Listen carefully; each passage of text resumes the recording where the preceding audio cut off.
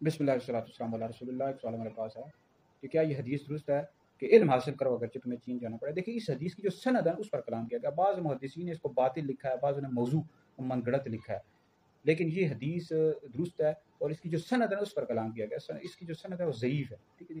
تو اس حوالے سے جی فیض القدیر میں ہے کہ اس کی جو سند ہے ضعیف ہے، اور سراج المنیر میں ہے کہ یہ حدیث حسن لغیری ہے۔ تو بہرحال نبی کریم علیہ الصلوۃ والسلام کا یہ فرمان ہے کہ علم حاصل کرو اگرچہ تمہیں چین جانا پڑے۔ چین جانے سے مراد بود مسافت سیکھنا ہے، مطلب بہت دور بھی جانا پڑے تو تم علم دین وہاں جا کر حاصل کرو، یا جتنا مرضی تمہیں سفر کرنا پڑے وہاں جاؤ۔ تو آج کل کا دور ایسا ہے کہ لوگ دنیاوی علم کی طرف پیچھے بھاگتے ہیں، دین کا علم حاصل نہیں کرتے، بہت کم لوگ علم دین حاصل کرتے ہیں، وہ بھی جو غریب لوگ ہوتے ہیں۔ امیر لوگ جو ہوتے ہیں یا جن کے پاس پیسہ ہوتا ہے وہ زیادہ دنیا کا علم حاصل کرتے ہیں، دین کا ان کو پتہ ہی نہیں ہوتا۔ مسلمانوں کے حالات یہ دین کی طرف بالکل بھی توجہ نہیں لوگ دیتے۔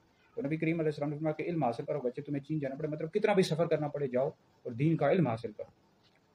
تو توجہ کرنی چاہیے جی، سب سے پہلے تو انسان کو چاہیے کہ عقائد کے متعلق، عقیدے کے متعلق علم حاصل کرے، پھر اس کے بعد مسائل سیکھے، جو ضروریات کے ضروری مسائل، نماز کے، روزے کے، حج کے، زکوٰۃ کے، ضروری جو بنیادی مسائل ہوتے ہیں وہ سیکھنا ضروری ہے۔ پہلے عقیدہ ہے، پھر مسائل ہیں، پھر اس کے بعد بے شک آپ دنیا کا علم حاصل کریں، دین ہمارا منع نہیں کرتا۔